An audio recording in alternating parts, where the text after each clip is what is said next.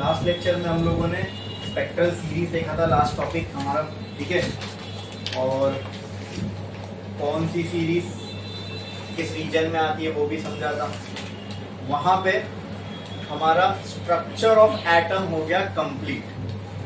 Chapter का नाम क्या है? Structure of atom and nuclear, ठीक है। तो एटम का जो स्ट्रक्चर था वो वहां पे कंप्लीट हो गया। यानी हमने, अगर आपको याद होगा, शुरू कहाँ से किए थे? डाल्टन एटॉमिक मॉडल से। डाल्टन के हिसाब से एटम सिर्फ एक ऐसा गोला था, अलग अलग शेप एंड साइज का। फिर उसके बाद हम थॉमसन एटॉमिक मॉडल पे आए। वो ऐसा कुछ था कि पूरा एटम जो है पॉजिटिव चार्ज है, बीच बीच में कहीं कहीं पे इलेक्ट्रॉन रखे हुए हैं, ठीक है। फिर उसके बाद हम रुदरफोर्ड मॉडल पे आए। रुदरफोर्ड मॉडल ने कहा कि हाँ, न्यूक्लियर जैसी कोई चीज़ है, ठीक है, पॉजिटिव चार्ज है एटम में, और इलेक्ट्रॉन जो उसके अराउंड ऐसे गोल गोल चक्कर काटते हैं। फिर उसके बाद हम आए बोर्स एटॉमिक मॉडल पे। बोर एटॉमिक मॉडल में हमने प्रॉपर एक शेल, हर शेल को फिक्स कर दिया, KLM, यहाँ से इसकी दूरी R1, यहाँ से R2, यहाँ से इसकी दूरी R3, इसकी E1, E2, E3। फिर एनर्जी की जो वैल्यूज थी वो भी हमने देखा, ठीक है। तो आज जो हम शक्ल जानते हैं एटम की, कि एटम कैसा दिखता है, वो बोलो ऐसी है क्या? ऐसी है, ऐसी है, नहीं ऐसी कुछ है ना। तो ये एक्सेप्ट किया गया, मतलब ये इन सब में से सबसे क्या बोलते हैं, जो एटम की रियल पिक्चर है, वो एटम का जो रियल बिहेवियर है वो इससे ज्यादा मेल खाता है, ठीक है। लेकिन ये थियरी भी पूरी तरीके से सही नहीं थी। इसमें क्या ड्रॉबैक्स है वो भी हमने देखा, ठीक है। इसके बाद आया quantum mechanical model of atom. वो हमको नहीं पढ़ना है, ठीक है, हमारे सिलेबस में नहीं है, ठीक है। हो सकता है आपको केमिस्ट्री में हो, SPDF करके सब शेल्स होते हैं, वो सारी चीज़ें वो क्वांटम मैकेनिकल मॉडल में आती है, क्लियर। तो एटम के स्ट्रक्चर पे हम पहुंच गए। ये था एटम का स्ट्रक्चर, यहाँ तक दुनिया आई थी। इसके बाद इसके रिलेटेड यानी एटम का स्ट्रक्चर हमने समझा। तो हर शेल की क्या एनर्जी होती है, तो उस हिसाब से इलेक्ट्रॉन के पास क्या एनर्जी होगी।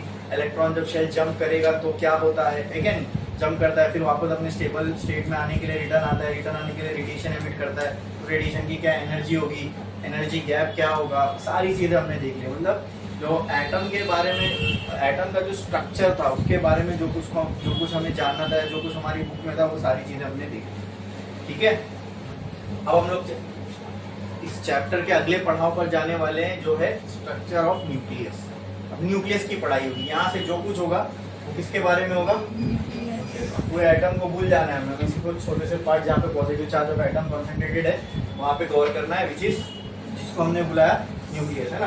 That small part inside the atom in which all the positive charge of the atom is concentrated and all the mass of the atom is concentrated. That small volume and that, or that space inside the atom is called as nucleus. तो उसी के बारे में हमें पढ़ना है। पूरी यहाँ से अब आगे एंड तक जो भी पढ़ाई होगी इस चैप्टर की, वो किसके बारे में होगी? सिर्फ और सिर्फ हम न्यूक्लियस के बारे में होगी। जो कुछ होगा, रिएक्शन, इक्वेशन, सारी चीजें न्यूक्लियस, सारे न्यूक्लियर फिनोमिना हम देखने वाले हैं, ठीक है। और इसी के अंदर हम लोग nuclear fission, nuclear fusion, atomic bomb का जो बनना है ना, एटॉमिक बॉम्ब का जो वर्किंग प्रिंसिपल है, वो सारी चीजें हम लोग इसके अंदर देखेंगे, क्योंकि वो सारे ही न्यूक्लियर फिनोमिना थे, इसलिए उसके नाम पड़ा न्यूक्लियर बॉम्ब। न्यूक्लियर बॉम्ब का नाम इसलिए पड़ा क्योंकि वो जो बॉम्ब की जो ताकत निकलती है ना, वो असल में न्यूक्लियस से निकलती है, ठीक है। तो यहाँ से हम लोग स्टार्ट करने वाले हैं। अब एकदम बेसिक से स्टार्ट करेंगे, इतना बेसिक कि मैं यहाँ से स्टार्ट करूँगा। न्यूक्लियस क्या होता है, न्यूक्लियस में क्या होता है, उनका सिंबल क्या है, उनको कैसे रिप्रेजेंट करते हैं, इतना बेसिक से स्टार्ट करने वाले हैं। और फिर इसके अच्छे कंसेप्ट पे जाएंगे, ठीक है। तो एक लाइन छोड़ो, स्टार डालो और लिखो न्यूक्लियस। न्यूक्लियस के बारे में आप तो जानते हो, रुदरफोर्ड का गोल्डफोर्ड, Marsden and Geiger's alpha particle scattering experiment से हमने ये समझा था ना, न्यूक्लियस क्या होता है। अगर मुझे डिफाइन करना है व्हाट इज अ न्यूक्लियस, तो क्या होगा न्यूक्लियस? एटम में न्यूक्लियस क्या होगा? A small volume inside the atom in which all the positive charge of and mass of an atom is concentrated. बस यही है डेफिनेशन न्यूक्लियस का, जो समझा है वो लिखा, ठीक है। स्टार डालो, लिखो न्यूक्लियस, ठीक है। न्यूक्लियस का डेफिनेशन लिखो, a small volume in an atom in which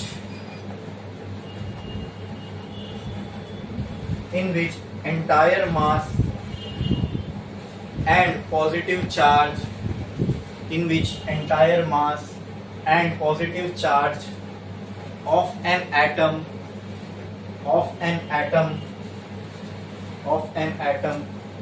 is concentrated. Entire mass and positive charge of an atom is concentrated, is called as nucleus. इसी को कहते हैं न्यूक्लियस.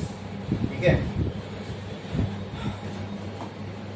अब बाद में हमने ये पाया कि न्यूक्लियस के अंदर सिर्फ पॉजिटिव चार्ज नहीं होता, इसके अलावा भी कोई और एक सब एटॉमिक पार्टिकल होता है, उनका नाम पड़ा न्यूट्रॉन. एक और सब एटॉमिक पार्टिकल होता है जिसके पास कोई चार्ज नहीं होता, ना वो पॉजिटिव है ना वो नेगेटिव है, वो क्या है? न्यूट्रल. क्या है? न्यूट्रल. तो सबके आगे ट्रॉन लगाने का पैटर्न बन गया था, तो इसके लिए न्यूट्रल के लिए हमने क्या लगाया? न्यूट्रॉन. ठीक है. तो वो जो दूसरा सब एटॉमिक पार्टिकल है जो न्यूक्लियस के अंदर होता है उसको हम क्या कहते हैं? न्यूट्रॉन. तो न्यूक्लियस के अंदर दो चीजें होती है. क्या क्या? पॉजिटिवली चार्ज प्रोटॉन और नेगेटिवली चार्ज प्रोटॉन और नेगेटिवली चार्ज न्यूट्रॉन. अरे यार, न्यूट्रॉन पे कोई चार्ज नहीं होता, न्यूट्रॉन इज न्यूट्रल. अभी तो बोला जस्ट. ठीक है. न्यूट्रॉन क्या होता है? न्यूट्रल होता है, उसके ऊपर कोई चार्ज नहीं होता. एटम का सारा नेगेटिव चार्ज इलेक्ट्रॉन से आता है और जो भी पॉजिटिव चार्ज है वो प्रोटॉन से आता है. ठीक है. बोलो क्लियर है? समझ में आया इतना? हाँ. देखो अभी एक ऐसा एग्जांपल समझो. हाँ, ये क्लास को मुझे अगर बोलना है ये क्लास में लोग बैठे, तो क्या मैं ऐसा बोल सकता हूँ कि इस क्लास में बॉयज भी है और गर्ल्स भी है. ठीक है. There are boys and girls in this class. क्या ये स्टेटमेंट ट्रू है? और अगर मुझे सबको इकट्ठे बोलना है तो क्या मैं ऐसा भी बोल सकता हूँ there are students sitting in this class. क्या वो बात भी आप सब पे ट्रू बैठेगी? हाँ. अगर इंडिविजुअली कुछ आप लोग अगर अलग हो और वो अलग बताना है तो मैं बोलूंगा गर्ल्स एंड बॉयज. ठीक है. लेकिन क्लास के अंदर क्या है अगर ये मुझे बताना, तो मैं ये बोल सकता हूँ कि क्लास के अंदर स्टूडेंट्स है. राइट. उसी तरह न्यूक्लियस के अंदर भी दो अलग अलग चीजें हैं, प्रोटॉन और न्यूट्रॉन. लेकिन अगर सबको एक साथ मिलके एक नाम देना हो, तो जैसे इस क्लास के अंदर बॉयज है गर्ल्स है, लेकिन सबको मिला के अगर मुझे एक नाम देना हो तो मैं बोल सकता हूँ स्टूडेंट्स बैठे. ठीक है. अंदर दो कैटेगरीज ऑफ स्टूडेंट है, बॉयज और गर्ल्स. तो उसी तरह न्यूक्लियस के अंदर दो कैटेगरीज ऑफ पार्टिकल है, न्यूट्रॉन एंड प्रोटॉन. लेकिन सब उन दोनों को मिला के मुझे अब ये बोल, न्यूक्लियस के अंदर ही ना ये सब चीजें. ठीक है. तो इकट्ठे ही क्या कहलाएंगे? इनको बोलते हैं न्यूक्लियॉन्स. क्या बोलते हैं? मतलब क्या गर्ल्स भी स्टूडेंट्स है? क्या बॉयज भी स्टूडेंट्स है? ठीक है. समझ में आया? उसी तरह क्या प्रोटॉन भी न्यूक्लियॉन है? क्या न्यूट्रॉन भी एक न्यूक्लियॉन है? समझ में आया? हाँ. इकट्ठा अगर उनको न्यूक्लियस के अंदर क्या है? न्यूक्लियॉन है. क्या है? हाँ. फिर अंदर जाऊंगा तो न्यूक्लियॉन दो टाइप के. जैसे क्लास में अंदर मैंने कहा क्लास में स्टूडेंट है, तो अंदर आया तो देखा स्टूडेंट दो टाइप के, बॉयज एंड गर्ल्स. बराबर. ठीक है. ये अलग अलग तरह के दो अंदर मौजूद है, ये मैंने देखा. उसी तरह न्यूक्लियस के अंदर क्या है? न्यूक्लियॉन्स है. क्या है? अब मैं न्यूक्लियॉन्स में गया तो न्यूक्लियॉन्स भी दो टाइप के मिले मुझे. न्यूक्लियॉन्स एक बोलो प्रोटॉन और दूसरा न्यूट्रॉन. आई बात समझ में? तो न्यूक्लियस के अंदर जो कुछ होता है उसको हम न्यूक्लियॉन कहते हैं. क्या है वो? न्यूक्लियॉन. ठीक है. तो लिखो next.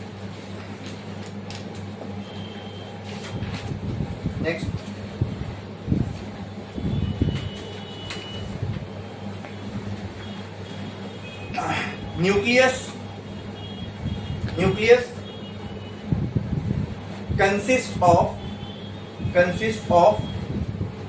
consists of protons and neutrons.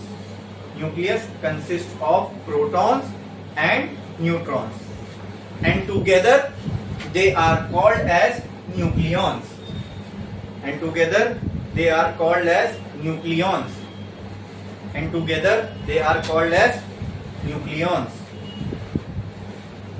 ठीक है. ये समझे? अब न्यूक्लियस के अंदर क्या होता है? न्यूक्लियस मतलब क्या, वो जगह जहाँ पे ये सारी चीजें हो। तो अब न्यूक्लियस पढ़ना है मतलब इन सब के बारे में पढ़ना है। न्यूक्लियस में जो कुछ होगा वो इनकी वजह से होगा। किनकी वजह से, एक है प्रोटॉन और दूसरा है न्यूट्रॉन। ठीक है, ठीक है। और अगर आपसे कोई पूछे कि what is the size of the nucleus, तो क्या है, न्यूक्लियस की साइज एटम का 1% होगी, क्योंकि 99% space of an atom is empty. तो न्यूक्लियस कहाँ होगा, वो 1% से भी कम जगह में होगा। बोलो क्लियर है। हाँ, तो वो मैंने एक स्केल बताया था ना आपको कि अगर आपको समझना है न्यूक्लियस एटम के मुकाबले कितना छोटा है कंपैरेटिव, तो याद है ना, इस रूम के 4 गुना बड़ी जगह ले लो, उस रूम के अंदर आप एक सुई लेके आओ और उस सुई के नोक के ऊपर एक आप दाना रखो, वो दाना कितना छोटा होगा रूम के कंपैरिजन में, तो न्यूक्लियस वो है एटम के कंपैरिजन में। रूम एटम है तो वो सुई पे रखा हुआ दाना न्यूक्लियस है, समझे। ये है न्यूक्लियस की scale as compared to atom. ठीक है, न्यूक्लियस इज 1 लाख टाइम्स, मतलब 10 to the power of 5 times smaller as that to atom. ठीक है, टाइम्स बोल रहा हूँ मैं, टाइम्स 1 लाख गुना छोटा है। क्लियर, देखेंगे हम आगे, उसका मैथमेटिकल रिलेशन भी आएगा आपको। हाँ, तो न्यूक्लियस के अंदर क्या क्या होता है, बोलो, प्रोटॉन्स एंड न्यूट्रॉन्स। ठीक है, उसको उन दोनों को हम साथ में न्यूक्लियॉन्स भी कहते हैं। ठीक है, अब आगे अब देखते हैं प्रोटॉन्स क्या है। ठीक है, और कैसे पार्टिकल है, क्या चार्ज है, क्या मास है, सारी चीजें फिर वही न्यूट्रॉन के लिए देखेंगे, क्योंकि जो भी न्यूक्लियर फिनोमिना होने वाले वो इनकी वजह से होने वाले। न्यूक्लियस में जो होगा उसी की वजह से उसका फिनोमिना होगा। बोलो क्लियर है। चलो लिखो, एक स्टार डालो और लिखो प्रोटॉन, प्रोटॉन, प्रोटॉन।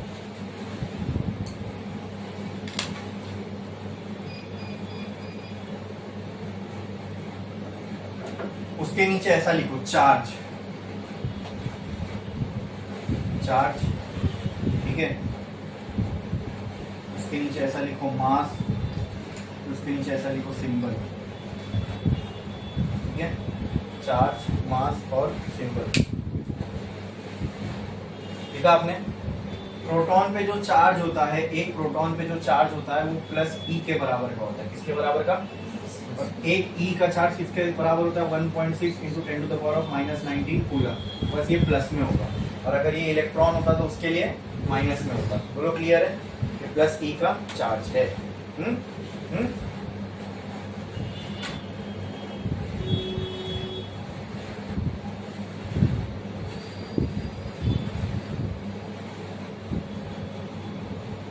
प्रोटॉन का जो मास होता है, that is mass of proton is equal to 1.67। Neutron में भी आपको ये 1.67 देखने को मिलेगा। ठीक है, इसके आगे के 2 टर्म और लिख रहा हूँ, इससे आप न्यूट्रॉन और प्रोटॉन को कंपेयर कर सकते हो कि कौन ज्यादा हैवी और कौन ज्यादा हल्का है। 1.6726 × 10 to the power of -27 kg। ठीक है, ये होता है एक प्रोटॉन का मास। अब जितने भी सब एटॉमिक पार्टिकल होते हैं ना दोस्तों, अब देखो केजी में अगर मैं इसको मेजर कर रहा हूँ तो 10 की पावर में क्या आ रहा है, 27। मतलब इसके बाद लगभग 24 जीरो, सॉरी 1 के पहले 26 जीरो होंगे, उसके बाद 1 आएगा। समझे, तो कितनी छोटी क्वांटिटी हो गई वो। तो इसको फॉर कैलकुलेशन पर्पस हमने इसको है ना एक स्टैंडर्ड यूनिट बना दी। मतलब अगर इतना जो मास है, ये जो मास है ना, मास ऑफ प्रोटॉन, इसी को हम बोलते हैं 1 AMU, या फिर इसको ऐसे रिप्रेजेंट करते हैं 1 AMU का रिप्रेजेंटेशन। ठीक है, AMU का मतलब क्या होता है, एटॉमिक मास यूनिट। तो जितने भी सब एटॉमिक पार्टिकल है उनको हम एटॉमिक मास यूनिट में मेजर करते हैं, क्योंकि बहुत छोटे हैं ना। ठीक है, अब बार बार ये लिखना फिजिबल नहीं लगता, तो इसलिए हमने क्या किया, इसको एक नया नाम दे दिया। ये पूरी क्वांटिटी को हम क्या कहते हैं, एटॉमिक मास यूनिट। अरे बोलो क्लियर है। तो आपसे कोई पूछे प्रोटॉन का मास कितना है, 1 AMU। क्लियर है, समझ में आया। अब सिंबल प्रोटॉन, सिंपली हम इसको P से रिप्रेजेंट कर सकते हैं। ठीक है, और यहाँ पे ऊपर में आएगा इसका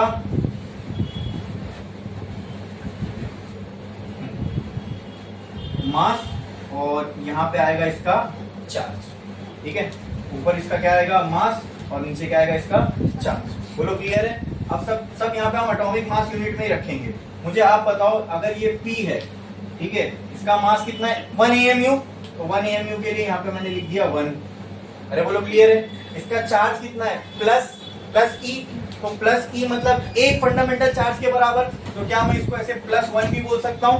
अरे बोलो, हाँ, तो चार्ज की जगह यहां आ गया +1। बोलो क्लियर है? अच्छा, अब ये जो प्रोटॉन है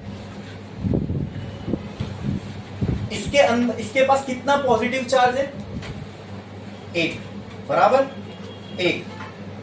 ये रिजेंबल करता है हाइड्रोजन एटम को, क्योंकि हाइड्रोजन के पास भी कितना पॉजिटिव चार्ज होता है? 1। आइसोटोप्स की, वो जो उसके आइसोटोप्स है उसकी बात नहीं कर रहा, हाइड्रोजन के जो ज्यादा क्वांटिटी में हाइड्रोजन पाया जाता है उसकी उसका जो पॉजिटिव चार्ज होता है वो कितना होता है? 1। इसीलिए कई जगह पर आपको प्रोटॉन H के फॉर्म में भी रिप्रेजेंट होता हुआ मिलेगा, ठीक है, उसका मास 1 और चार्ज 1, ठीक है। लेकिन हम लोग ये लेके चलेंगे, ठीक है, प्रोटॉन को P से ज्यादा फेमिलियर लगता है। बोलो क्लियर है? समझ में आया?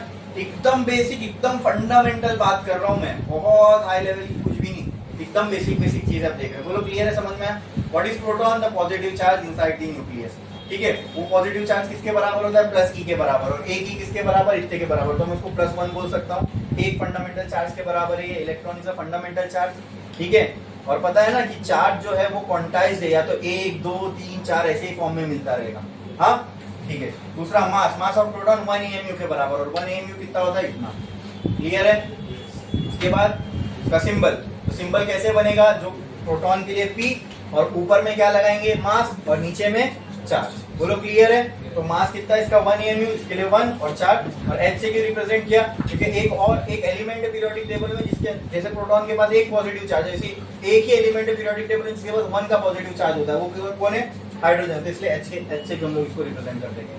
बोलो क्लियर है? छापो ये प्रोटॉन के नीचे।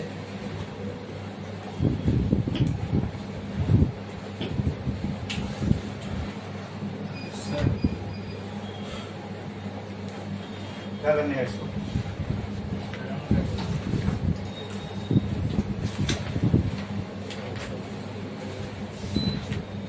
बंद करना पड़ेगा उसको।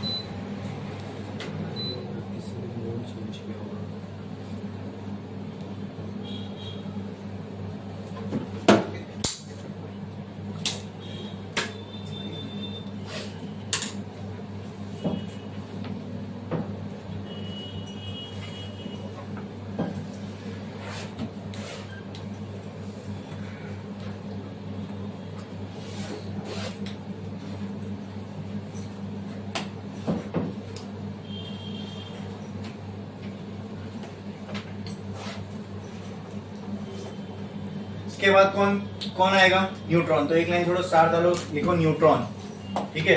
उसके नीचे भी ये 3 चीजें लिखो। न्यूट्रॉन का सबसे पहले लिखो चार्ज। न्यूट्रॉन का चार्ज क्या होगा? न्यूट्रल। यानी मैं कह सकता हूँ जो न्यूट्रॉन का चार्ज होगा इट विल बी 0, हाँ, कोई चार्ज नहीं उसके पास, मंगा तो ब्रैकेट में लिख दो न्यूट्रल। फिर next, mass of neutron is also 1.67, ठीक है, बस यहाँ पे 49 इंटू 10⁻⁻27। क्या ये भी लगभग 1 AMU ही है? हाँ, तो इसको भी हम 1 AMU ही मानते हैं। हम लोग प्रॉब्लम सॉल्व करते टाइम हम लोग ये 4 डिजिट में नहीं लेते, सिर्फ 2 डिजिट तक ही वैल्यूज लेते हैं। तो ये भी 1.67, वो भी 1.67, तो ये भी 1 AMU, ठीक है।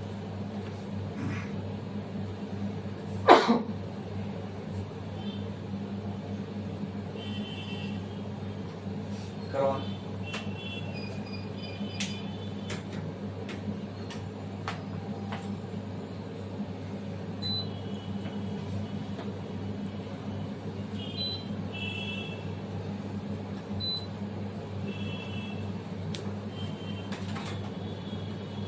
देखा आपने? अब बचता है इसका सिंबल। सब एटॉमिक पार्टिकल के लिए जो सिंबल कैसे लिखते हैं? ऐसे। जैसे मान लो इसके न्यूट्रॉन के लिए हमने लिखा N। अब सब एटॉमिक पार्टिकल है तो इसके लिए सिंबल कैसा आएगा? ऊपर मास और नीचे चार्ज। ऐसे ही हमने प्रोटॉन के लिए देखा। तो बोलो मास कितना है न्यूट्रॉन का? 1 AMU, तो N के ऊपर क्या आएगा? 1। चार्ज कितना है इसका? 0। तो ये हो गया सिंबल न्यूट्रॉन का। क्लियर है? छापो। तो कंपैरिजन में देखें तो कौन ज्यादा हैवी पार्टिकल है, प्रोटॉन की न्यूट्रॉन? अरे सीधा वैल्यू देख के बताओ ना। प्रोटॉन हैवी है ना, वो 26 था, 1.6726 है, 1.6749। ठीक है, लेकिन हम लोग को उतना डिटेल में नहीं जाना, हम 2 डिजिट तक की वैल्यूज लेते हैं, दोनों में 1.67 ही दिखेगा, मतलब दोनों 1 AMU के बराबर है। क्लियर? तो एक काम करो, अब ये दोनों लिख ही लिए, तो एक और सब एटॉमिक पार्टिकल है एटम के अंदर, विच इज इलेक्ट्रॉन, तो उसको क्यों छोड़ना? देखो इलेक्ट्रॉन, एक लाइन नीचे छोड़ो और लिखो इलेक्ट्रॉन। इलेक्ट्रॉन क्या चार्ज होता है इलेक्ट्रॉन के ऊपर? बोलो। ये MP की जगह वहां MN लिखे थे ना? हाँ,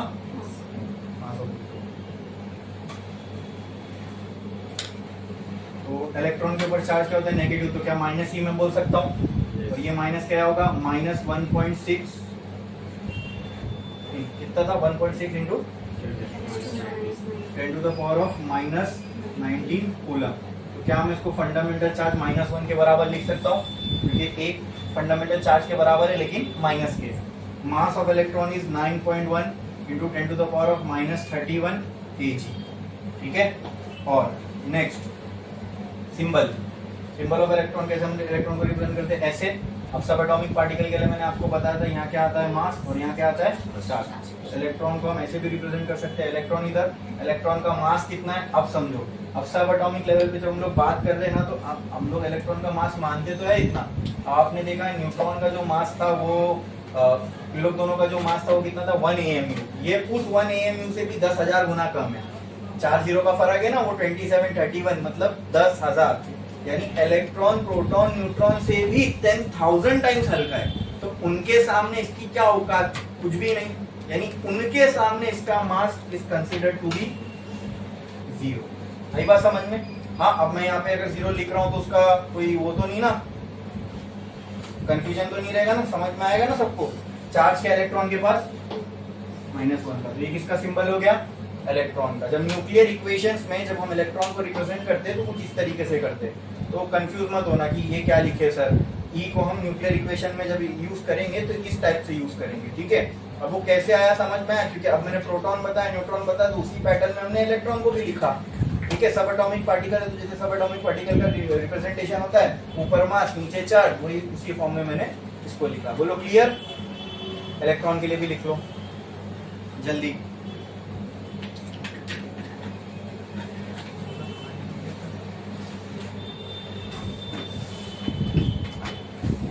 तीनों में से फंडामेंटल पार्टिकल कौन सा है? प्रोटॉन, न्यूट्रॉन, इलेक्ट्रॉन में से electron is a fundamental particle. Electron किससे बना है ये हमको नहीं मालूम। हाँ, प्रोटॉन और न्यूट्रॉन फंडामेंटल पार्टिकल नहीं, ये भी किसी चीज से बने हैं।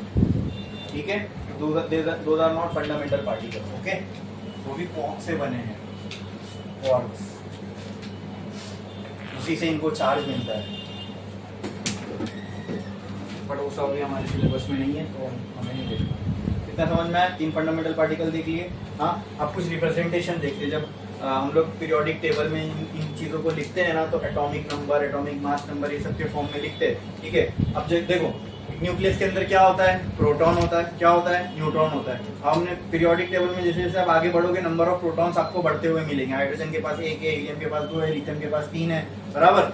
तो अब सबके पास नंबर ऑफ न्यूट्रॉन अलग अलग है, तो हमने क्या कर दिया, ये नंबर ऑफ न्यूट्रॉन के लिए एक नया नाम दे दिया। Number of neutron, number of neutron, number of neutron, ऐसा नहीं बोलूंगा मैं। ठीक है, उसके लिए मैंने एक नाम दे दिया। ओके, अब वो नाम क्या है? लिखो, एक लाइन छोड़ो, स्टार डालो और लिखो atomic number. Atomic number bracket में लिखो Z।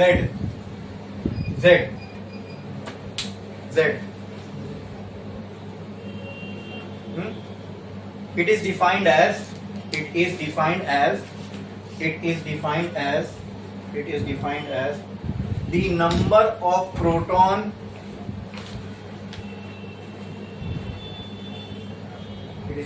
the number of proton inside the nucleus. It is defined as the number of proton inside the nucleus.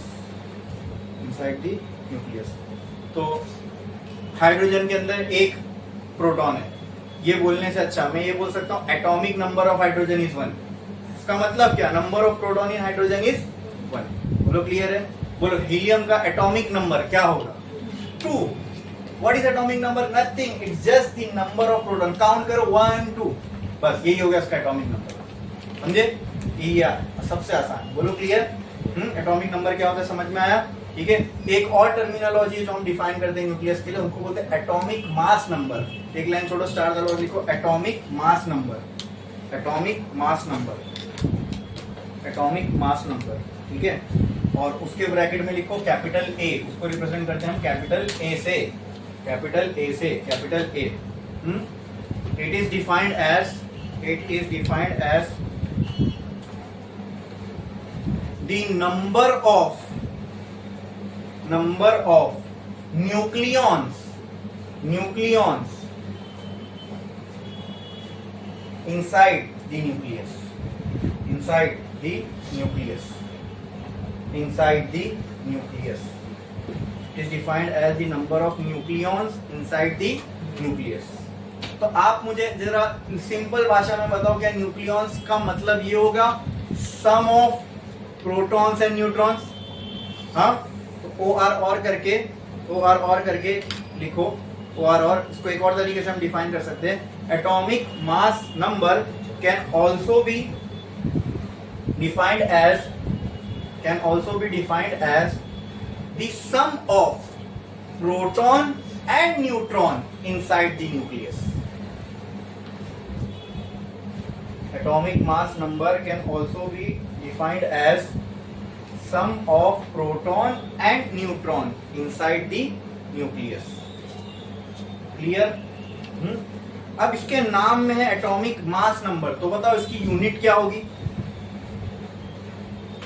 इसकी यूनिट क्या होगी? बोलो.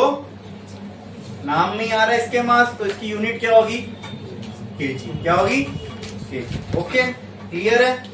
नहीं, ऐसा नहीं है. ठीक है, पूरा नाम पढ़ो. It is atomic mass number. ठीक है, वो सिर्फ एक नंबर है. ये नंबर क्या बताएगा आपको कि कितना टोटल कंटेंट है न्यूक्लियस के अंदर. न्यूक्लियस के अंदर क्या क्या होता है? Proton, neutron. ये टोटल नंबर ऑफ वही तो बता रहा है. प्रोटॉन और न्यूट्रॉन दोनों मिला के कितना है, तो वो नंबर बताने के लिए यूनिट की क्या जरूरत है? अब मैं बोलूंगा यहाँ कितने लोग बैठे, तो आप एक नंबर दोगे ना मुझे, उसके लिए कोई यूनिट चाहिए क्या? हाँ, तो बहुत से बच्चे ना इसमें कंफ्यूज रहते हैं. यहाँ पे दिखता है ना मास वर्ड आ जाता है, तो इनको लगता है कि कोई मास वास बता रहा है. नहीं नहीं नहीं, कुछ नहीं. एटॉमिक मास आगे का क्या लिखा है? Number. It is just a number. वो नंबर क्या? हेड काउंट बता रहा है. ठीक है, किसका हेड काउंट बता रहा है? न्यूक्लियस के अंदर जो है उसका. न्यूक्लियस के अंदर क्या क्या है? प्रोटॉन और, तो उन सबको एक एक करके मैंने काउंट किया, तो जो भी टोटल आया वो है मेरा atomic mass number. It is a counting of both proton and neutron inside the nucleus. तो यही मैं ऐसा भी बोल सकता हूँ, प्रोटॉन और न्यूट्रॉन दोनों का सम कर दो, जो भी वो नंबर आएगा वो एटॉमिक मास नंबर है. वही गिनती है सबकी. बोलो क्लियर? समझा कि कोई डाउट है? समझ में आया? ठीक है. तो ए क्या देगा हमें? तो इसके लिए मैं ऐसा बोल सकता हूं क्या? A is equal to number of proton plus number of neutron. ये ए का फॉर्मूला हो जाएगा. लिख दो उसके नीचे.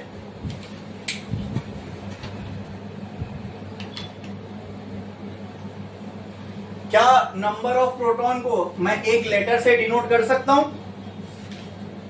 What is that letter? Z. Yes. Can I write this? Number of proton equal to Z plus number of proton के लिए ऐसी कोई चीज डिफाइन नहीं है, तो इसको मैं क्या बोल रहा हूं? Number of neutron. बोलो क्लियर है? तो अगर मुझे नंबर ऑफ न्यूट्रॉन पता करना है तो क्या करना पड़ेगा? हाँ, जितना टोटल नंबर अंदर है माइनस कर दो नंबर ऑफ प्रोटॉन से, बचेंगे क्या? अब मान लो यहाँ 20 बच्चे बैठे हैं, ठीक है, उसमें से 10 गर्ल्स हैं. मुझे पता लगाना है नंबर ऑफ बॉयज कितने, तो क्या करूंगा? टोटल में से गर्ल्स के नंबर को माइनस कर दूंगा, जो बचेंगे वो किसका नंबर होगा? वो बॉयज का. तो उसी तरह Z नंबर ऑफ प्रोटॉन है, एक टोटल नंबर सब मिला के, तो नंबर ऑफ न्यूट्रॉन निकालना है, तो A minus Z is equal to number of neutron. ठीक है, A माइनस Z करोगे तो नंबर ऑफ न्यूट्रॉन मिल जाएगा. बोलो क्लियर है? सिंपल मैथ से प्लस माइनस करना है. कुछ भी इसके अंदर डिफिकल्ट था? समझ में आया? ठीक है, लिखो लिखो.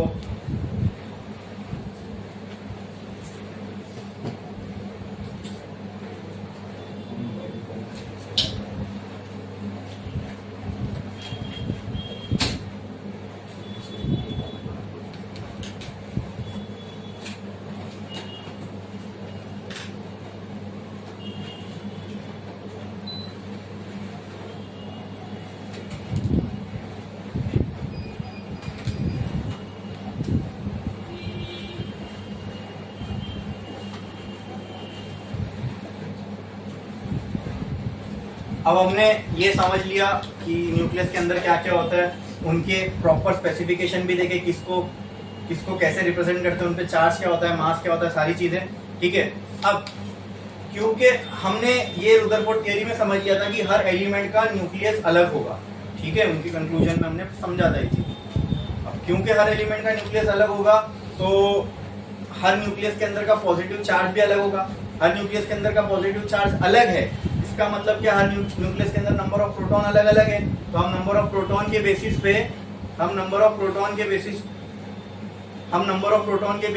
एटम को कैटेगराइज कर सकते हैं। अरे बोलो, तो एलिमेंट का भी एक रिप्रेजेंटेशन बना, लेट, तो लिखो, एक लाइन छोड़ो, स्टार डालो, लिखो रिप्रेजेंटेशन ऑफ एलिमेंट्स, ऐसा एरो डालो, रिप्रेजेंटेशन ऑफ एलिमेंट्स, ये लिखो x। ठीक है, ये कोई भी एलिमेंट हो सकता है, इसलिए मैंने x डाल दिया, let x be any element. ठीक है, अल्फाबेट शुरू कहां से होते हैं, ए से, खत्म कहां होते हैं, तो जहां से शुरू होते वो पहले आएगा, जहां खत्म होते वो बाद में आएगा, समझे। ठीक है, अब हमारे लिए ए और जेड, वो अल्फाबेट वाले ए जेड नहीं, हमारे लिए ए और जेड क्या है, ए का मतलब एटॉमिक मास नंबर, जेड का मतलब, और आप देखोगे पीरियोडिक टेबल में सब इसी के हिसाब से अरेंज है, एटॉमिक नंबर के हिसाब से। ठीक है, हाँ, तो यहाँ पे एक्स क्या है, नेम ऑफ एलिमेंट, क्या होगा, नेम ऑफ एलिमेंट। ठीक है, ए पता है आपको, जेड पता है आपको, बोलो क्लियर है। ए क्या है, टोटल नंबर ऑफ कंटेंट उस एलिमेंट के न्यूक्लियस के अंदर। जेड क्या है, उस एलिमेंट के अंदर कितने प्रोटॉन है, बस उसकी गिनती है। हाँ, रिप्रेजेंटेशन में न्यूट्रॉन का कहीं कुछ रोल नहीं है। अगर हाँ ये दोनों पता है ना आपको किसी एलिमेंट का, तो नंबर ऑफ न्यूट्रॉन आप ऐसे भी निकाल सकते हो, कैसे, ये माइनस ये करके। क्लियर है, समझ में आया, कोई डाउट है इसके अंदर, बोलो। ठीक है, लिखो ये रिप्रेजेंटेशन ऑफ एलिमेंट, कोई एलिमेंट को इस तरीके से रिप्रेजेंट किया जाता है पीरियोडिक टेबल में। हाँ,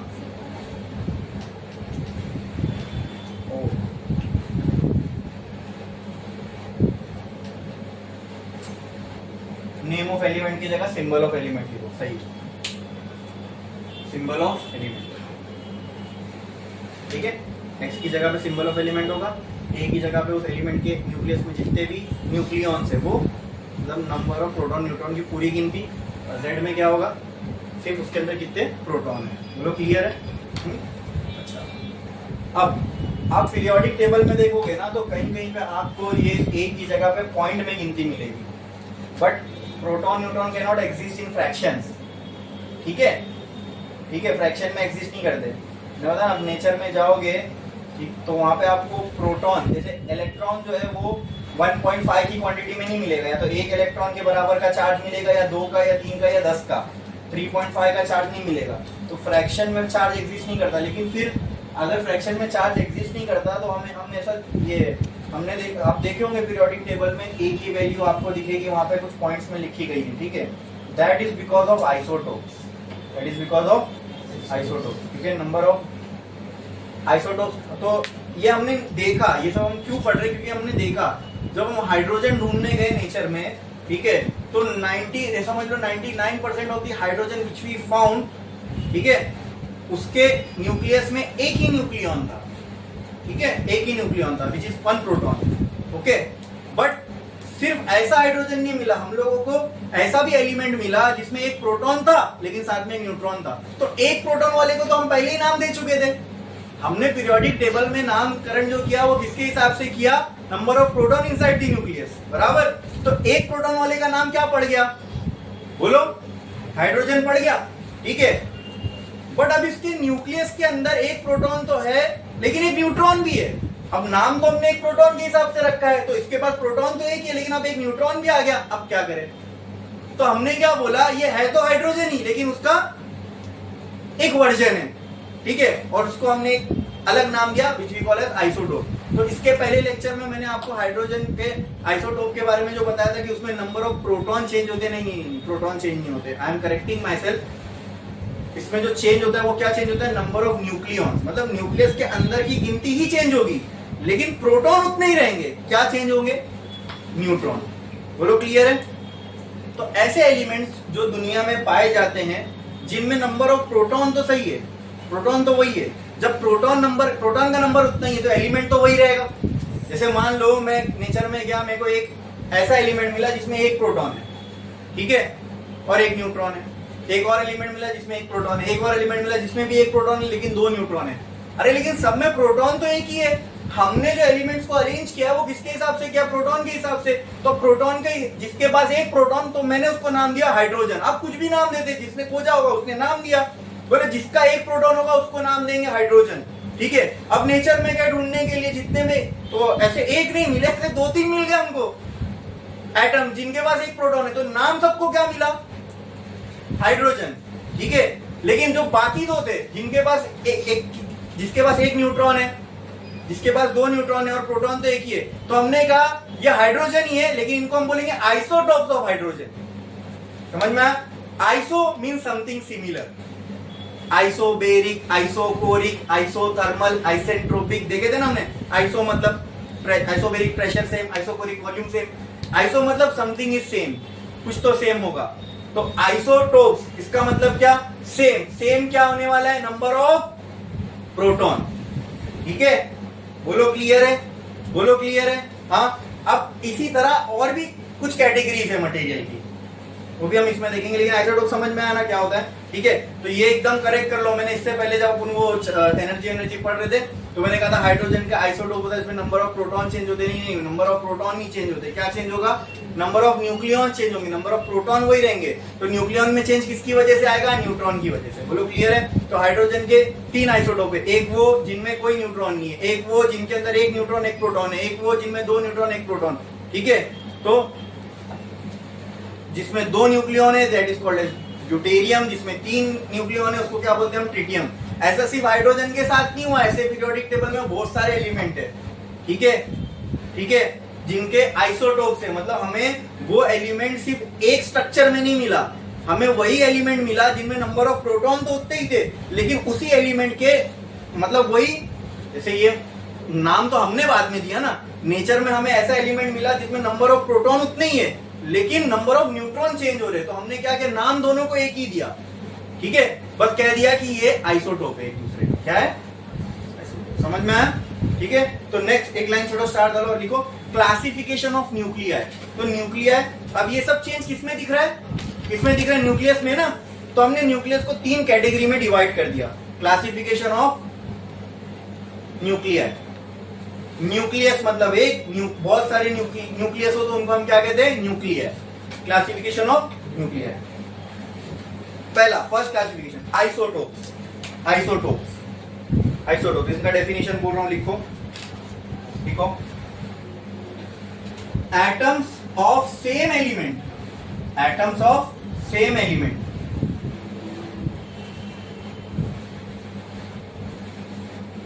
having same atomic number, having same atomic number. अगर एटॉमिक नंबर सेम है इसका मतलब क्या सेम होगा? नंबर ऑफ प्रोटॉन, ठीक है। लेकिन न्यूक्लियॉन अलग है तो क्या अलग होगा? दो ही तो नंबर देखे हमने। अगर एटॉमिक नंबर सेम है मतलब नंबर ऑफ प्रोटॉन सेम हो गए, ठीक है। अगर नंबर ऑफ न्यूक्लियॉन अलग है, अरे नंबर ऑफ न्यूक्लियन को क्या बोलते? एटॉमिक। तो इसमें चेंज क्या हो रहा है? जैसे मान लो हमें नेचर में एक हाइड्रोजन मिला, ठीक है, एटॉमिक मास नंबर उसका, एटॉमिक नंबर उसका बनता है, यहाँ एटॉमिक नंबर लिखते हैं हम लोग, यहाँ एटॉमिक मास नंबर, ठीक है। इसमें नंबर ऑफ न्यूक्लियन एक और हाइड्रोजन हमें नेचर में मिला, उसमें एटॉमिक नंबर एक ही है बट एटॉमिक मास नंबर उसका 2 मिला। एक और हाइड्रोजन मिला, उसमें एटॉमिक नंबर 1 है लेकिन उसका एटॉमिक मास नंबर 3 है, ठीक है। इसको बोलते हैं प्रोटियम, ड्यूटेरियम, ट्रिटियम, ठीक है तीनों भी हाइड्रोजन ही, लेकिन आपको दिख रहा है तीनों के क्या अलग है? क्या अलग है? Atomic mass number. और क्या सेम है? तो इनको बोलते हैं आइसोटोप्स। तो सेम एलिमेंट है, एलिमेंट तो ये सारे सेम ही है लेकिन इनमें एटॉमिक मास नंबर डिफरेंट है। तो आइसोटोप क्या है? क्या लिखा हमने? Atoms of same element having but different atomic mass number are called as isotopes. Same atomic number में ब्रैकेट में Z लिखो and different atomic mass number उसके ब्रैकेट में A लिखो, ठीक है। अच्छा, अब ये आइसोटोप को देख के बताओ इसमें कितना नंबर ऑफ प्रोटॉन होगा? इसमें प्रोटॉन कितने होंगे? 1। न्यूट्रॉन कितने होंगे?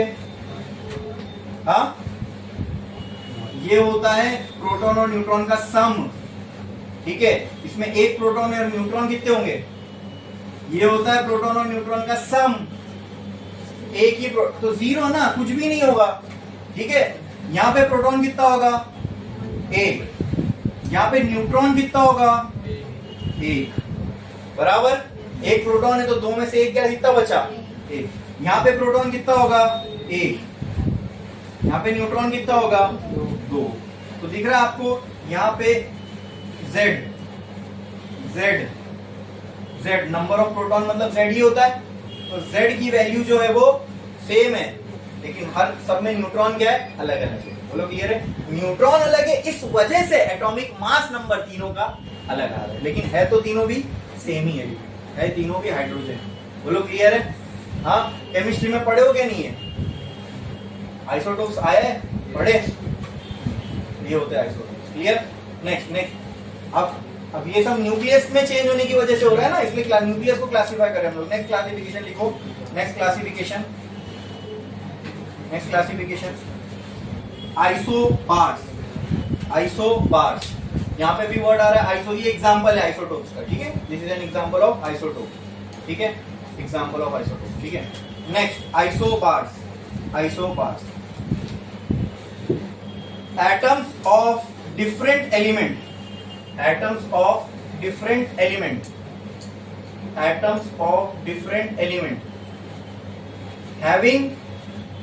having same atomic mass number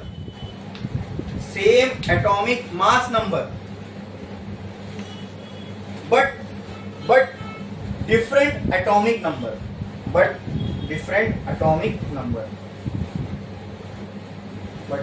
atomic number ठीक है। अब हम नेचर में गए, हमें किसी का न्यूक्लियस ऐसा भी मिला जिनमें टोटल नंबर तो सेम है, मतलब न्यूक्लियस के अंदर जो भी मैटर है उसका टोटल नंबर सेम है, लेकिन अंदर जाके देखने पे ठीक है, हमें दो प्रोटॉन जो है वो सेम नहीं मिले। बोलो क्लियर है? जैसे कार्बन और नाइट्रोजन, ये 2 एलिमेंट है, बराबर। इनका एटॉमिक मास नंबर क्या है? सेम है। अब देखो, एटॉमिक नंबर सेम नहीं है, नंबर ऑफ प्रोटॉन सेम नहीं, इसलिए सेम एलिमेंट तो हो नहीं सकते, तो अलग ही होंगे। लेकिन इनमें भी कुछ सेम था, आइसो मतलब कुछ तो सेम होगा, तो क्या सेम मिला हमें? जैसे इसमें बताओ नंबर ऑफ प्रोटॉन कितने हैं? 6। इसमें नंबर ऑफ प्रोटॉन कितने हैं? इसमें नंबर ऑफ न्यूट्रॉन कितने होंगे? 14 में से 6 निकालो ना यार, बोलो नंबर ऑफ न्यूट्रॉन कितने होंगे? 8। इसमें नंबर ऑफ न्यूट्रॉन कितने होंगे? क्या दोनों में नंबर ऑफ प्रोटॉन सेम है? क्या दोनों में नंबर ऑफ न्यूट्रॉन सेम है?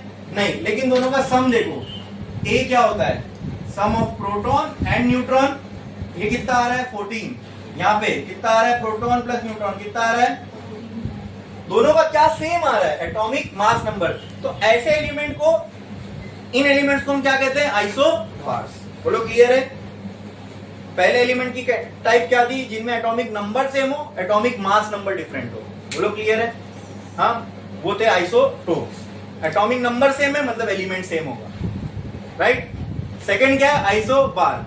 इनमें ए सेम है, जेड अलग है। जेड अलग है तो सेम एलिमेंट हो नहीं सकता, इसलिए हमने शुरू में ही लिखा atoms of different element having same atomic mass number but different atomic number. बोलो क्लियर है? ठीक है, ये होता है आइसोबार। ये एग्जांपल है आइसोबार का, लिख लो।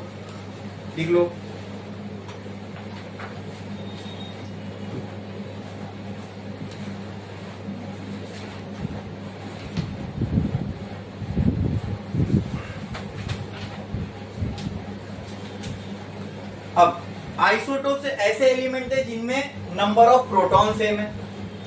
आइसोबार ऐसे थे जिनमें ए सेम है, एक ही बचा।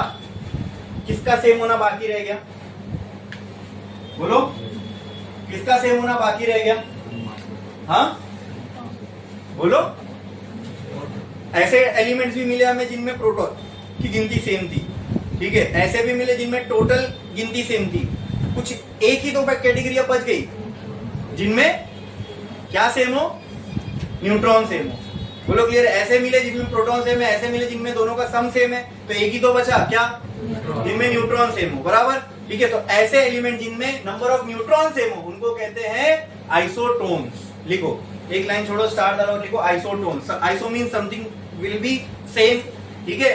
तो इसमें सेम क्या है, नंबर ऑफ न्यूट्रॉन्स, ठीक है। तो इसका डेफिनेशन कैसे बनेगा, एटम्स ऑफ ये भी डिफरेंट मॉलिक्यूल है, ठीक है, क्योंकि नंबर ऑफ प्रोटॉन सेम है क्या, नहीं, नंबर ऑफ प्रोटॉन सेम नहीं है तो एलिमेंट सेम होगा क्या, नहीं। तो ये डेफिनेशन में क्या आएगा, atom of different element having same number of neutron, same number of neutron, same number of neutron but different number of proton, but different number of proton, but different number of proton, different number of proton.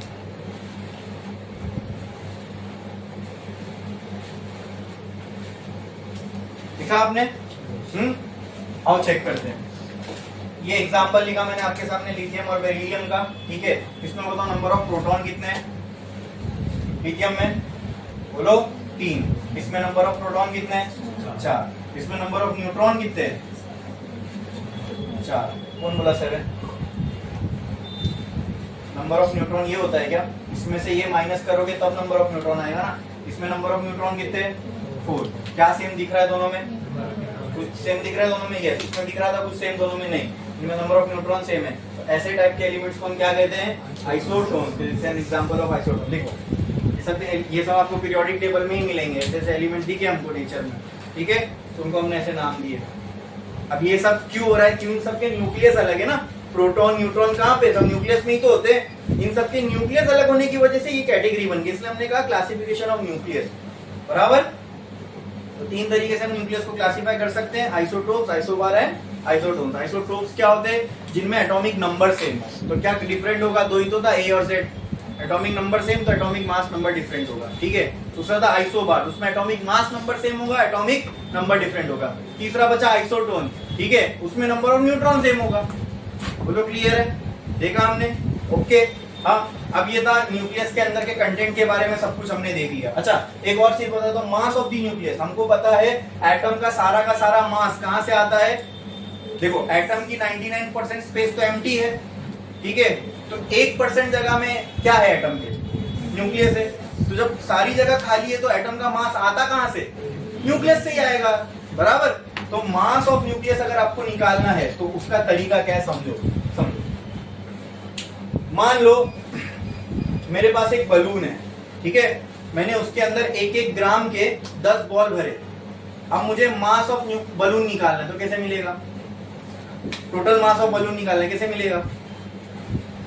एक balloon है मेरे पास, उसके अंदर मैंने 10 ball भर दिए 1-1 ग्राम के, total mass of balloon निकालना है तो कैसे मिलेगा। अच्छा, पहले बताओ कितना होगा टोटल मास ऑफ बलून, 10 ग्राम होगा। कैसे निकाला आपने, ऐड करके, या सीधा बोल सकता हूँ mass of 1 multiply by the total number.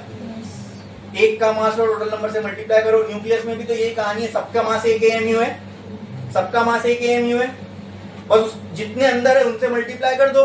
तो टोटल नंबर जो अंदर न्यूक्लियस के होता है उसको क्या बोलते हैं, टोटल नंबर ऑफ कंटेंट अंदर जो होता है उसको हम क्या बोलते हैं, क्या बोलते हैं, number of nucleus. And total number of nucleus को हम रिप्रेजेंट किससे करते हैं, एटॉमिक मास नंबर से। तो टोटल मास न्यूक्लियस का निकालने के लिए क्या मैं बोल सकता हूँ, total number of nucleons multiply by, एक का मास कितना होता है 1 AMU इंटू 1 AMU, खत्म, ये हो गया मास ऑफ न्यूक्लियस आ जाए। अरे कुछ भी डिफिकल्ट नहीं है, ये सब लिखने में ऐसे वर्डिंग में थोड़े लगते हैं, लेकिन समझने जाओ तो कितना आसान है ये सब। फंडा, इसलिए कहता हूँ कोई भी चीज को फंडामेंटल से समझो, उनके बेसिक से समझो। जब कोई चीज आप एकदम बेसिक से समझना शुरू करोगे तब उसके कॉम्प्लेक्स टॉपिक भी आपको हार्ड नहीं पड़ेंगे, डिफिकल्ट नहीं लगेंगे, ठीक है।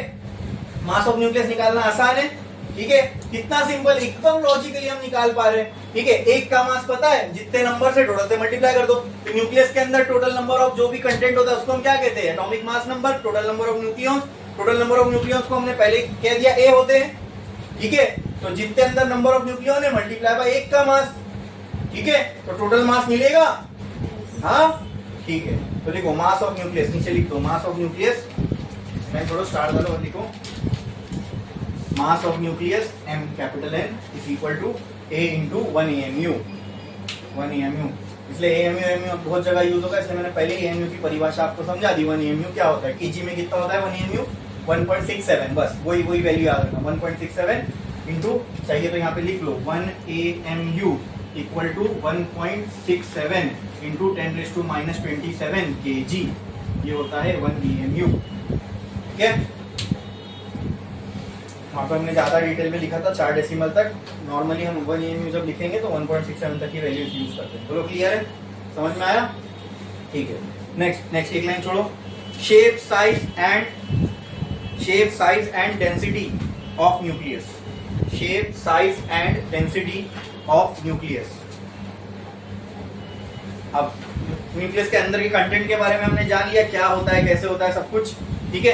अब शेप क्या होता है न्यूक्लियस का, कितना बड़ा होता है न्यूक्लियस, ठीक है, और उसकी डेंसिटी क्या होती है, चलो देखते हैं। पहले लिखो शेप और 2 डॉट स्टार डालो, लिखो शेप और 2 डॉट डालो, देखो for all practical purposes we consider the shape of the nucleus to be spherical, अब ऐसा क्यों, हमने नेचर में देखा किसी चीज को जब सबसे कम सरफेस एरिया ऑक्यूपाई करनी है तो वो स्फीयर का शेप अपनाता है, ठीक है।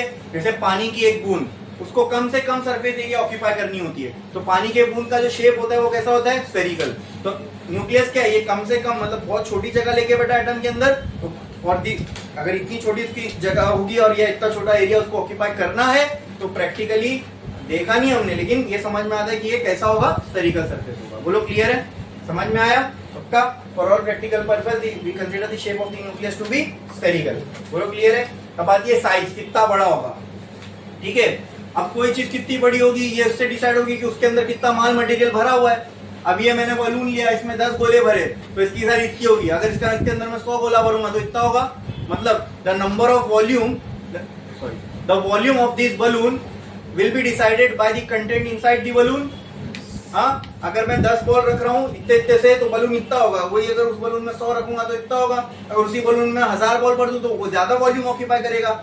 समझ में आ रहा है। तो न्यूक्लियस को भी ऐसी समझो, एक बड़ा सा स्फेरिकल गोला है। अब उस गोले के अंदर जितने ज्यादा न्यूक्लियन होंगे वो गोला उतना बड़ा होगा, उतनी बड़ी वॉल्यूम ऑक्यूपाई करेगा।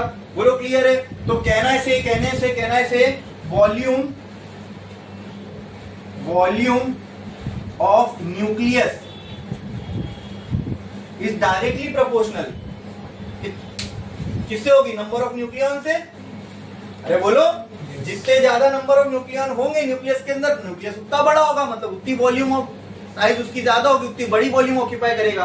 बोलो क्लियर है। हाँ, is directly proportional to number of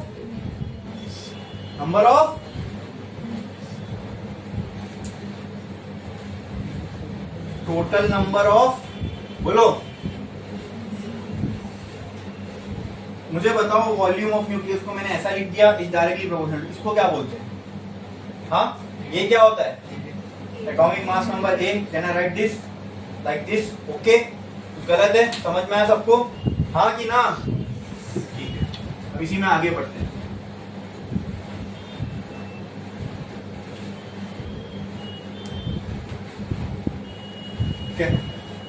volume of nucleus निकालने हैं, तो वॉल्यूम निकालने के लिए उस चीज का फॉर्मूला चाहिए, पहले पता होना चाहिए शेप क्या है, तभी तो उसका फॉर्मूला तो क्या है, स्फेरिकल। ठीक है, तो स्फेरिकल शेप है तो V का फॉर्मूला क्या होगा, V will be equal to 4/3 pi r। तो क्लियर है। हाँ, तो कहना है right, 4/3 pi r cube is directly proportional to A। हाँ, अब क्या बढ़ने से क्या मैं बोल सकता हूँ, आर क्यूब और ए ये दोनों प्रोपोर्शनल होंगे, मतलब जितना ज्यादा ए की वैल्यू होगी उतनी बड़ी आर की वैल्यू होगी। ये तो सारे कांस्टेंट है, तो प्रोपोर्शनली अगर मुझे लिखना है तो ये अगर मैं इनको ना भी लिखूं तो चलेगा, क्योंकि मुझे प्रोपोर्शनल बताना है ना, कौन किससे प्रोपोर्शनल है। अरे बोलो क्लियर है। ये प्रोपोर्शनलिटी में कांस्टेंट ना भी लिखूं तो चलेगा कि नहीं चलेगा, प्रोपोर्शनलिटी का मतलब क्या बढ़ने से क्या बढ़ रहा है या घट रहा है। तो यहाँ पे बताओ ए के बढ़ने से आर की वैल्यू बढ़ेगी घटेगी, बराबर। नंबर ऑफ न्यूक्लियन बढ़ेगे तो स्फीयर बड़ा होगा, स्फीयर बड़ा होगा मतलब उसका रेडियस बड़ा होगा। नंबर ऑफ न्यूक्लियन कम होंगे तो स्फीयर छोटा होगा, स्फीयर छोटा होगा तो उसका रेडियस छोटा होगा। इनसे कोई फर्क पड़ेगा क्या? एक्चुअली तो प्रोपोर्शनलिटी इन दोनों के ही बीच में है ना। अरे बोलो क्लियर है? हाँ ठीक है। तो कहना है right R cube is direct, proportionality sign हटानी है और इक्वल टू लाना है तो क्या इंट्रोड्यूस करना पड़ेगा? Constant, and that constant is called as R naught into A. अब यहाँ पे आपको समझ में आ गया ये आर, कैपिटल आर क्या है? रेडियस ऑफ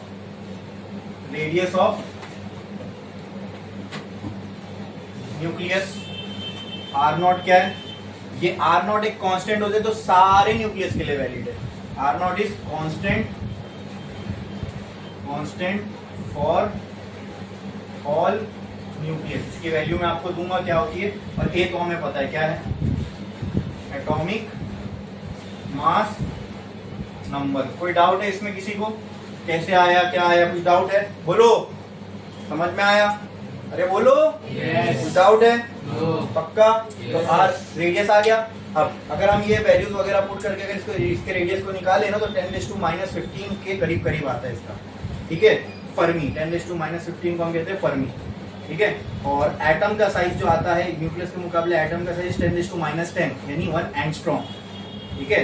तो ये एक फर्मी है न्यूक्लियस का साइज और ये 1 एंगस्ट्रॉम, तो लगभग 1 लाख गुना छोटा है ना न्यूक्लियस एटम से। समझ में आया? ठीक है, देखो ये छापो।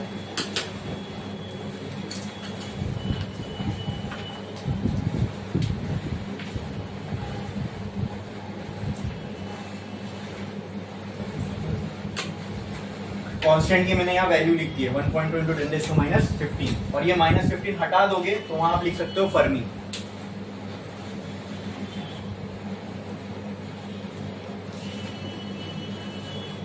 यहां से शुरू करो और लिखो।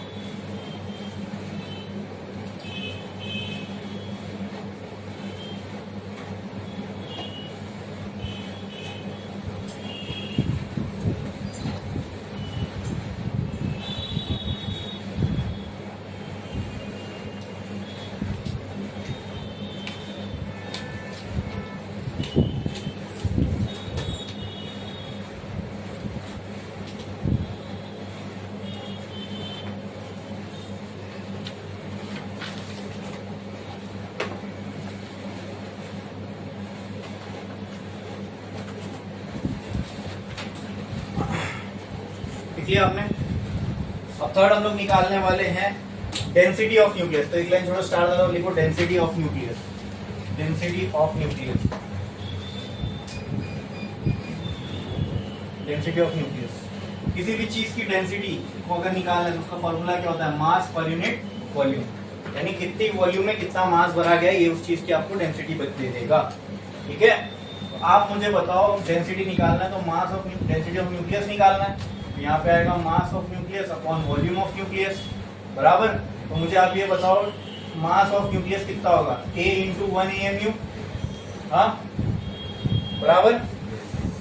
उसके बाद वॉल्यूम ऑफ न्यूक्लियस कितना होगा 4/3 इंटू पाई इंटू आर का क्यूब, बोलो हाँ, रेडियस ऑफ न्यूक्लियस का क्यूब बराबर, ठीक है, वो आर क्यूब का यही देख लिए थे हमने, is equal to A into 1 AMU upon कितना आएगा ये 4/3 इंटू पाई इंटू क्या आर क्यूब की जगह पे मैं वो लिख सकता हूँ, बोलो क्या लिख सकता हूँ मैं आर क्यूब की जगह R0 इंटू ए, बोलो क्लियर है, यहाँ से ए यहाँ से ए कैंसिल, तो आप देखो यहाँ पे कुछ वेरिएबल बचा ही नहीं, ये एक कांस्टेंट, ये एक कांस्टेंट, ये एक कांस्टेंट, ये भी एक, मतलब डेंसिटी ऑफ न्यूक्लियस किसी चीज पे डिपेंड ही नहीं करती है, सॉरी किसी चीज पे, मतलब डेंसिटी ऑफ न्यूक्लियस जो सारे एलिमेंट के लगभग सेम ही रहेगी, मतलब number of proton neutron change होने से डेंसिटी ऑफ न्यूक्लियस में, यानी लगभग जितने भी एलिमेंट है ना उनकी डेंसिटी क्या आएगी सेम। तो अब ये जब सारी वैल्यूज आप पुट करते हो ना, तो इसकी जो ये कांस्टेंट, ये कांस्टेंट, ये कांस्टेंट, ये कांस्टेंट, और इसको भी जब मैं केजी में कन्वर्ट कर दूं तो जो वैल्यू आती है दैट इज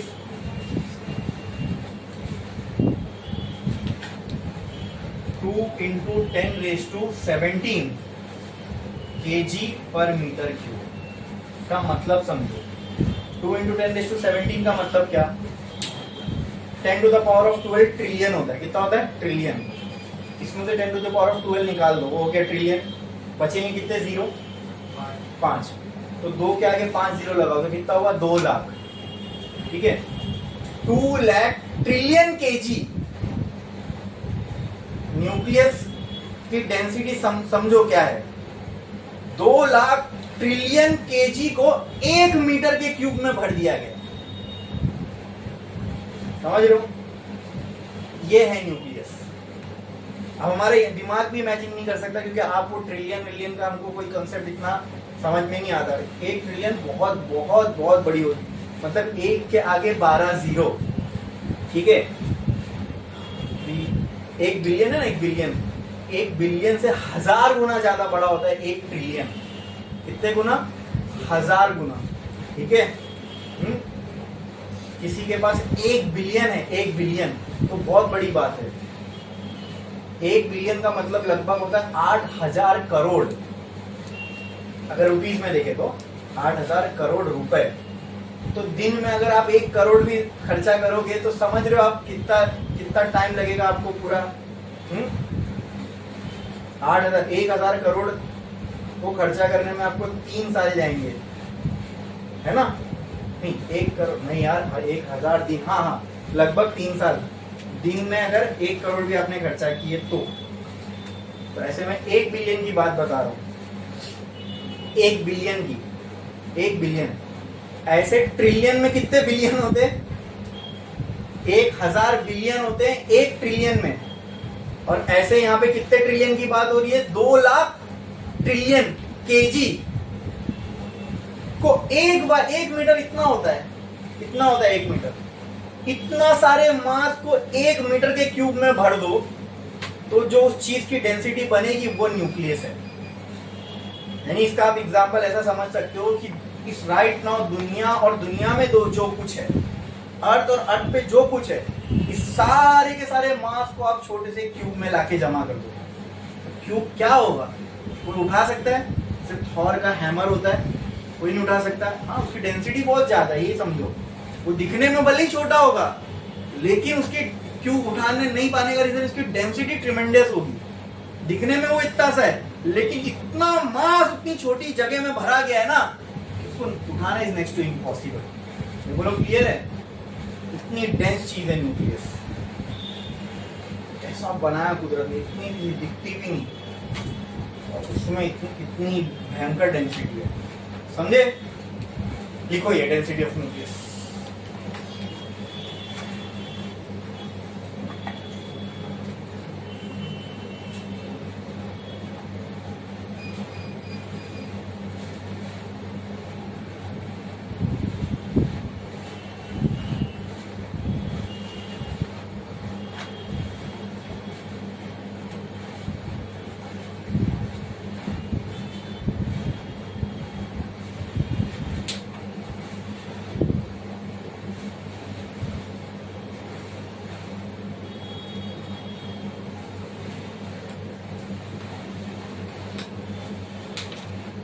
लिखा आपने?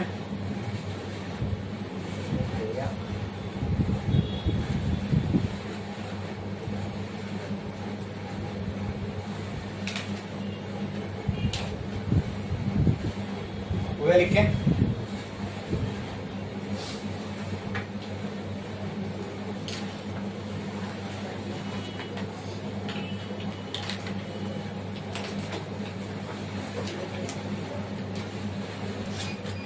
अब यहाँ तक हमने न्यूक्लियस के बारे में बहुत सारी चीजें समझ ली और देख ली। न्यूक्लियस क्या होता है, उसके अंदर क्या होता है, उसको रिप्रेजेंट कैसे करते हैं, उनका मास क्या होता है, वो सारी चीजें, ठीक है।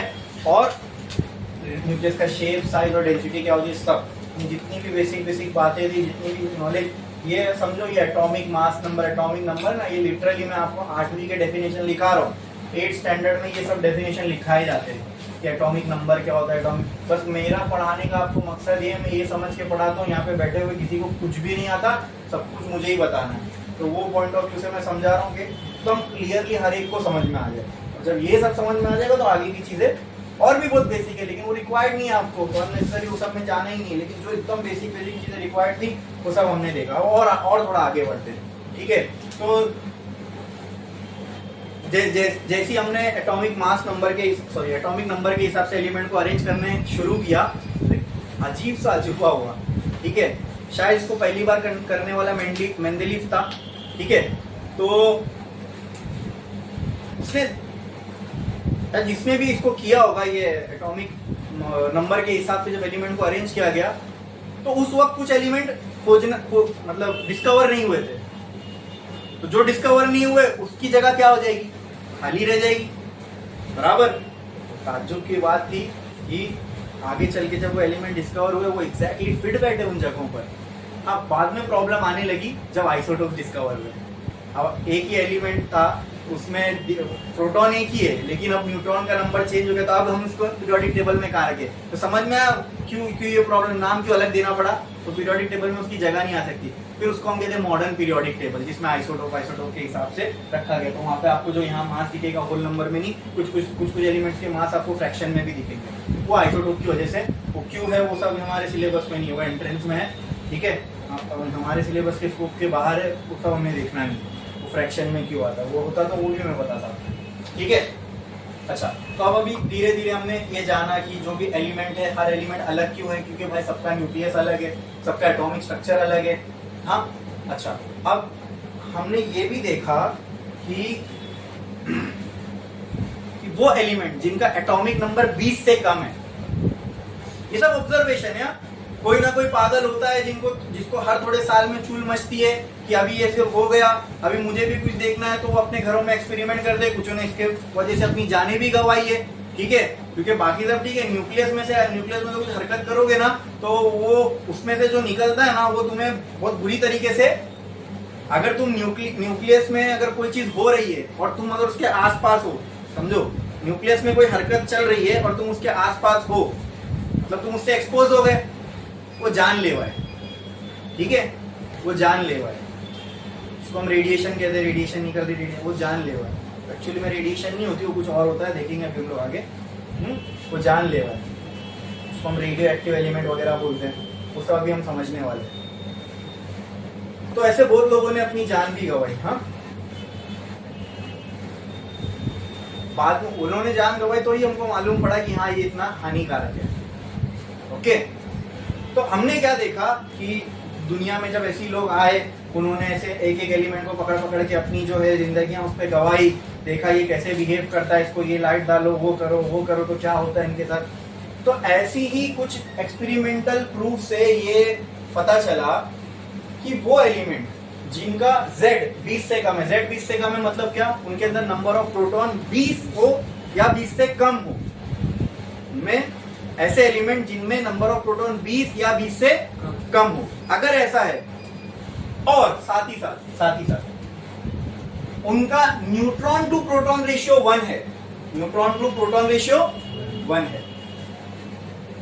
जैसे कि हीलियम को लो, इसमें प्रोटॉन कितना है, आप नहीं बोलोगे ना फिर मेरा दिमाग खराब होगा। इसमें नंबर ऑफ प्रोटॉन कितने, इसमें नंबर ऑफ न्यूट्रॉन कितने हैं? ठीक है, अगर मैं इसको बोलूं न्यूट्रॉन टू प्रोटॉन रेशियो निकालो तो कितना आएगा? Number of neutron by number of proton कितना आ रहा है? रेशियो 1 आ रहा है। ठीक है, इसको रख दो साइड। ठीक है, इसको देखो कार्बन को, इसमें नंबर ऑफ प्रोटॉन कितने हैं? 6। इसमें नंबर ऑफ न्यूट्रॉन कितने हैं? 6। इसका न्यूट्रॉन टू प्रोटॉन रेशियो कितना आएगा? 6/6 कितना आया? 1। क्लियर है? ठीक है, ये हमने किया क्या? नहीं, ये नेचर ने इसकी बनावट ऐसी बनाई है, तो हमें तो बस पता चला ही ऐसा है। तो बाय डिफॉल्ट नेचर ने इनके न्यूट्रॉन टू प्रोटॉन रेशियो को क्या रखा है? कितनी अजीब बात है, बाय डिफॉल्ट नेचर ने इनके न्यूट्रॉन टू प्रोटॉन रेशियो को क्या रखा है? 1।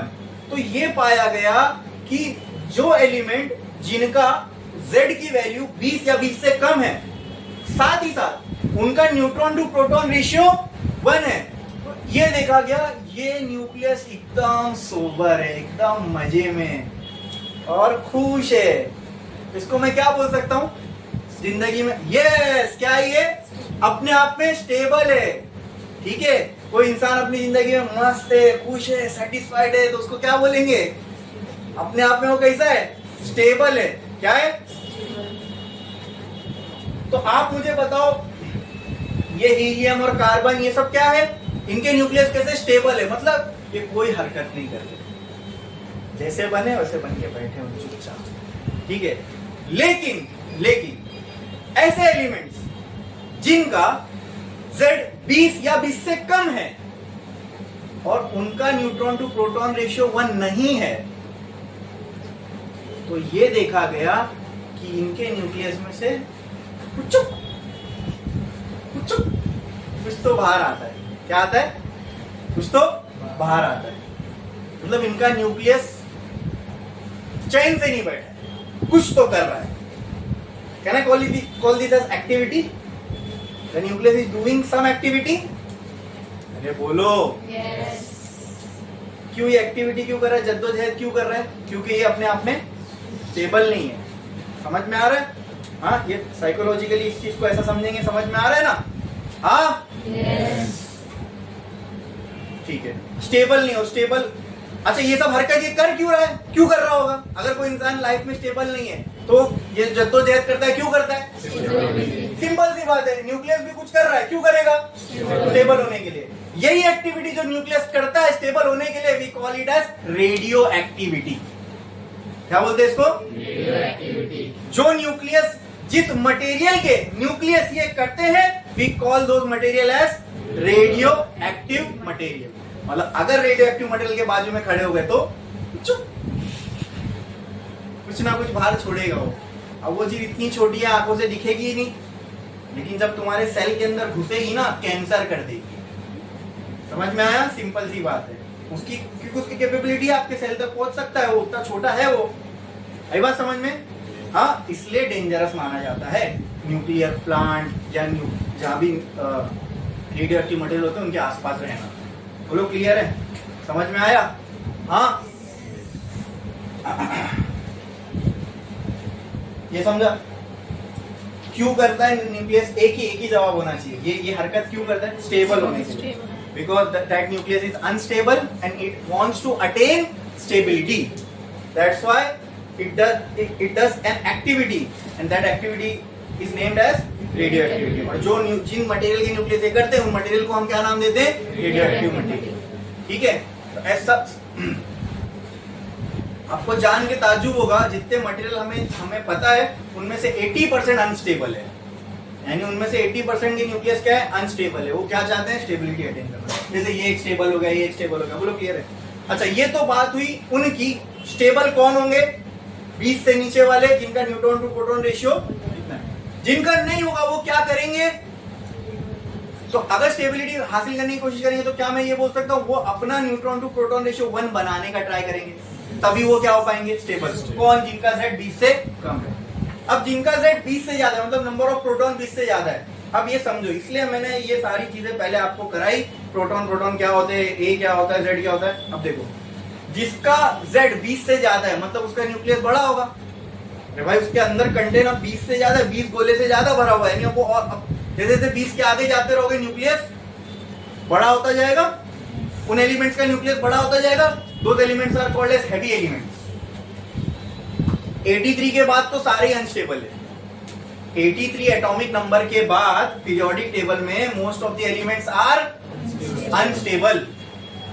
ठीक है, ठीक है. अब सुनो ध्यान से, जिनका Z 20 से ज्यादा है, ठीक है, और जिनका न्यूट्रॉन टू प्रोटॉन रेशियो 1.6 के करीब करीब है, नियरली इक्वल टू 1.6, ये पाया गया कि वो स्टेबल थे. अब नेचर ने इनको ये प्रॉपर्टी दिया. अब इनको 1 न्यूट्रॉन टू प्रोटॉन रेशियो 1 क्यों नहीं है मुझे नहीं पता. बाय अच्छा स्टेबल है ये कैसे पता चला? क्योंकि ये कोई हरकत नहीं कर रहे. इसका मतलब ये क्या है? खुश है. इनको कुछ करने की जरूरत नहीं. भाई मैं तो खुश हूं, जैसा मुझे नेचर ने जो दिया जैसा दिया अब मैं सेटिस्फाइड. ठीक है. हाँ, तो इसीलिए सोचने वाली बात है, जो स्टेबिलिटी वो अंदर से ही आती है. ठीक है, बाहरी चीजें कोई भी, वो अंदर से नेचर ने उसको जो दिया उससे अगर वो खुश है मतलब वो स्टेबल है. नहीं है तो फिर वो अंदर से उसको बेचैनी मचेगी, और अंदर से एटम के अंदर से ही सब कुछ होता है, न्यूक्लियस से ही होता है. तो अंदर वो अनस्टेबल है तो कुछ ना कुछ हरकत करेगा वो. ठीक है, और वो जो भी हरकत करता है आजू बाजू की चीजों को नुकसान ही होता है उससे. ये बताओ मुझे, प्रोटॉन, इसमें नंबर ऑफ प्रोटॉन कितना है? अब बोलो इसमें नंबर ऑफ न्यूट्रॉन कितना है? कौन निकालेगा फोन? जल्दी एक जन निकालो फोन. ठीक है, बताओ मुझे.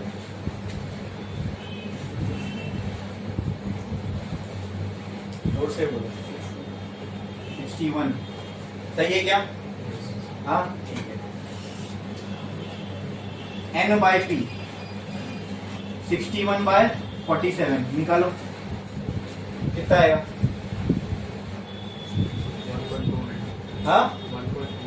1.29. ठीक है, तो अब इसका न्यूट्रॉन टू प्रोटॉन रेशियो 1.6 के बराबर आ रहा है क्या? अरे बोलो क्लियर है? तो ये क्या करेगा? अरे बोलो, तो मैंने ऐसे रैंडमली ले लिया है, ये क्या करेगा? स्टेबल होने की कोशिश करेगा. क्या स्टेबल होने की कोशिश करने के लिए क्या ये बोलो अपना न्यूट्रॉन टू प्रोटॉन रेशियो क्या बनाने की कोशिश करेगा? बोलो क्लियर है? ठीक है, तो इतना सिंपल है ये एक लॉजिक सबको समझ में आना चाहिए कि न्यूक्लियस अगर कोई एक्टिविटी करेगा तो बेसिकली एक ही चीज अचीव करने के लिए, वो क्या? स्टेबिलिटी है. अब जो ये एक्टिविटी करता है उसको हम क्या कहते हैं? Radio activity. अब ये एक्टिविटी में होता क्या है? अब बात आती है वो एक्टिविटी सर आप बोल रहे इसमें होता क्या है? तो मैंने कहा ना, न्यूक्लियस में से कुछ क्या निकलता है बाहर. अब ये जो न्यूक्लियस में से चीज बाहर निकलती है, सिंपल, क्यों निकल रही है? एक ही जवाब, न्यूक्लियस को स्टेबल होना है सर. न्यूक्लियस में कुछ हो रहा है, क्यों हो रहा है? आपको कुछ भी नहीं मालूम, सिर्फ एक सेंटेंस ऐसा बोल दो, न्यूक्लियस में से अल्फा पार्टिकल का जो रेडिएशन है वो इतना इतना बाहर आया, फिर उसने गामा रेडिएशन इतना रिलीज किया. बताओ क्यों हो रहा है? एक ही सेंटेंस, न्यूक्लियस को स्टेबल होना है सर. तुम इंटेलेक्चुअल माने जाओगे, तुमने कोई गलत बात नहीं की. न्यूक्लियस में कुछ भी हो रहा है, रीजन न्यूक्लियस को स्टेबल होना है. ठीक है, अब तुमको उसके पीछे की कहानी पता है नहीं पता है?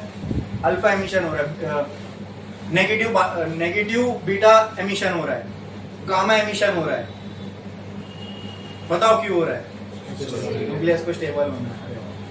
मेरा सामने वाला इसको मालूम है, समझे? तो रेडियो एक्टिविटी समझ आया, न्यूक्लियस करेगा और न्यूक्लियस अपने अंदर से कुछ ना कुछ बाहर निकालेगा. क्यों? स्टेबल होने के लिए. क्यों? स्टेबल होने के लिए. अगर उसको स्टेबल होना है तो अपने अंदर से कुछ बाहर निकालेगा. अभी जो बाहर निकलते हैं ना, अगर वो अल्फा पार्टिकल निकल रहा है तो उसको बोलते हैं हम लोग अल्फा एमिशन. अगर न्यूक्लियस के अंदर से बीटा बाहर निकल रहा है तो उसको बोलते हैं बीटा एमिशन. गामा निकल रहा है तो आप देखेंगे ये कब एक्टिविटी तो यही होती है, लेकिन बीटा एमिशन कब होगा, गामा एमिशन कब होगा, अल्फा एमिशन कब होगा. सुनने में मतलब भारी भारी लग रहे हैं ना, समझ के देखेंगे भारी है ये. ठीक है, ये सब हम लोग देखने वाले हैं, लेकिन एक छोटे से ब्रेक के बाद.